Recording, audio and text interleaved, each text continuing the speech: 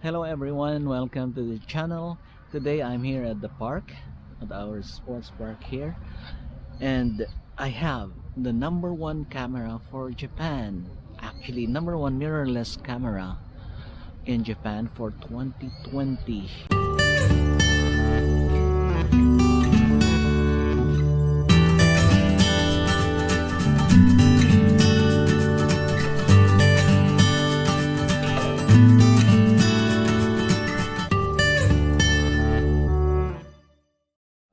It's this camera. This is the number one camera in Japan for 2020. This is the Olympus OMD EM10 Mark III. Wow, that is a mouthful. But now I'm shooting with the EM10 Mark III, and it is actually shooting in 4K, and it has a quite good image stabilization. And I think if you can see in the movie or in the video, it looks fine. Though I'm a little trembling because of the cold. It's still very cold here. I think it's 6 degrees right now. And it's surprising that with this small body, it can capture 4K at 30 frames a second, and of course it has in-body stabilization. So amazing. Believe it or not, the autofocus on this system is very good, and it's capturing even the smallest of the birds, which is quite far from me. And this is the lens kit. This is a micro four thirds camera, and it has a smaller sensor, of course, and the resolution is just 16 megapixels. And I think for most of the needs of photo hobbyists and enthusiasts and even family things, this is a very good camera. This camera actually comes with two variants, the black and this one is the silver, and this was the number one. Olympus has actually 3 or 4 of the cameras there. That's so amazing. And it is also surprising that there are no full frame cameras there in that top 10. And this is a very nice landscape here at the park, and I'm holding it handheld, and my hands are actually trembling. I'm so cold today, for I don't know, maybe because I was seated for a long time at work. And this is just so fine. I think I'm gonna have to go on a higher ground to get a better image of this one, but this looks fine. Maybe I will go the other way and follow this line, but I'll take a picture of this, and let's see if there is a big factor of the 16 megapixels when you are looking at it on YouTube. So here we go.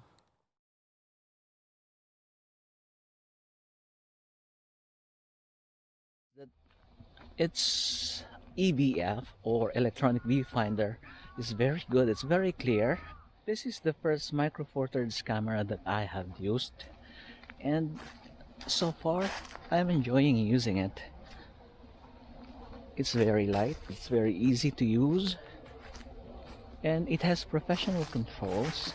Looking at the controls, this is the mode dial, which is very particularly good for me. This is also a dual dial camera. This one is for the speed, my thumb, and at my index finger as the aperture opening. What I don't like in this body is that you have to use both hands to turn it on. You hold it with your right hand, and then this is the on and off button. You can operate with your one hand. Besides that, the smallness is also making a little bit of discomfort because you cannot hold anything with your pinky, and you have 3 fingers. When you're using your index finger pushing things here above, you only have 2 fingers touching it. Yeah, it feels really unsafe Now I'm shooting this from the different side. I shot it before. I was under the 3v4 and it looks great actually. I'm not really sure about the dynamic range of this one, but because it can shoot in RAW, so you will have enough information for you to edit, I think.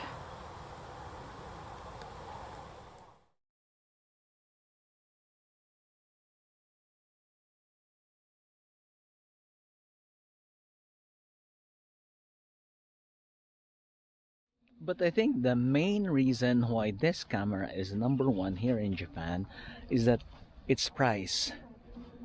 It has amazing technologies. It shoots 4K. It has image stabilization. There are lots of available lenses with it. Any micro four thirds and fit it in, and that's gonna be okay.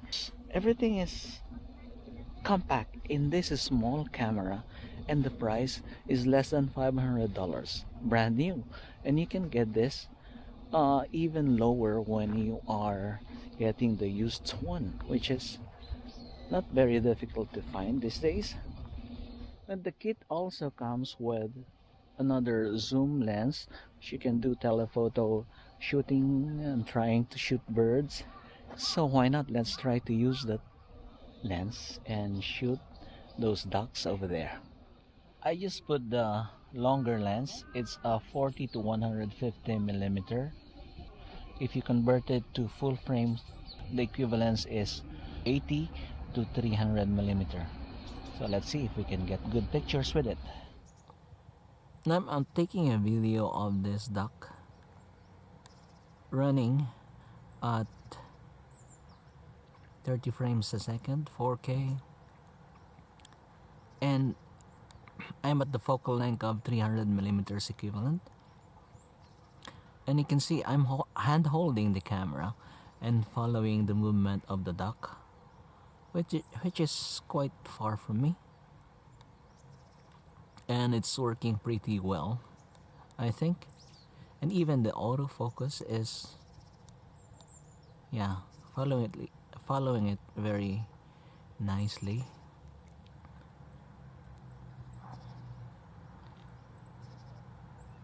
Now, even with this lens, which is very plasticky by the way, it feels very light. It also focuses very quickly.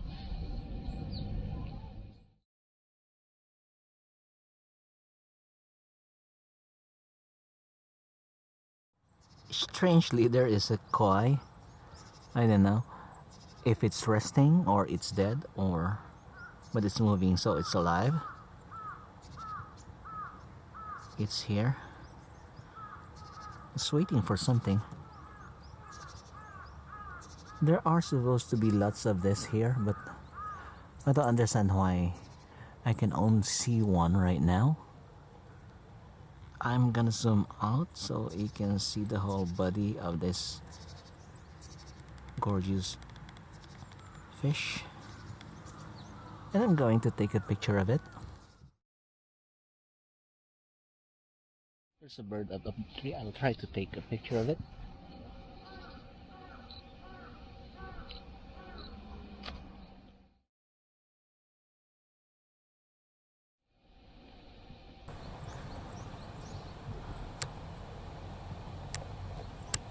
Oh, I think it's too dark with the video, so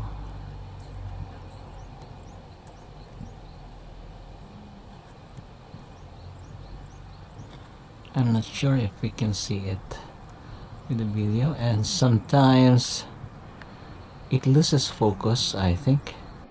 But how about if I put it in actual video mode? So I can see the bird, it's in focus. This is a pigeon actually.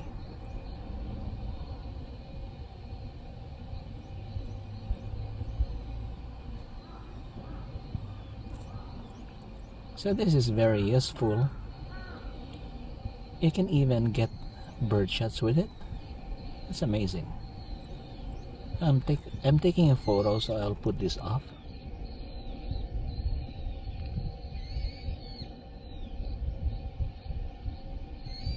Hey, look at me.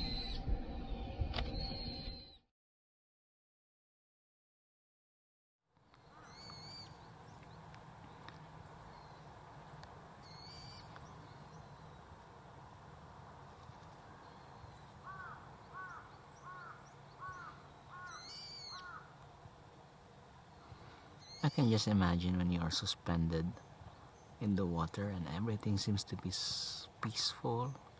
You're floating and just looking for food silently, not making a sound. It is so cool.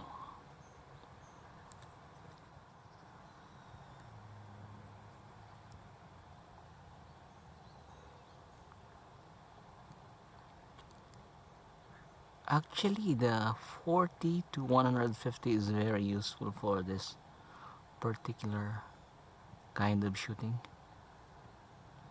It follows the subject well. And mind you that I'm just using this one handheld.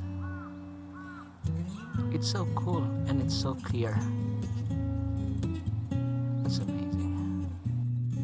It's not so hard to understand why this camera is the king of mirrorless in 2020, because it is packed with features that you actually use.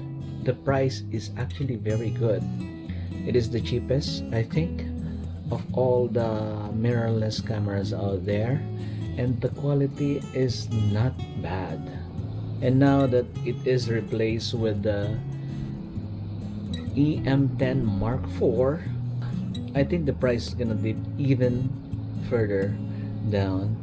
Now, my main concern here is actually, the grip, of course, because it's kinda, I have the feel of maybe dropping it somehow, so I strap it always on my neck. So that's it for our short review of the Olympus OMD EM10 Mark III. It's too long to pronounce, but it is indeed the #1 selling camera in Japan, mirrorless camera in Japan in 2020. In Japan, this is the #1. That ends our short test of the Olympus OMD EM10 Mark III, the #1 best-selling mirrorless camera in Japan in the last year. So, will it stay there? Let's find out. That's all for today's video. Thank you for watching. I hope to see you again on the next one. Goodbye.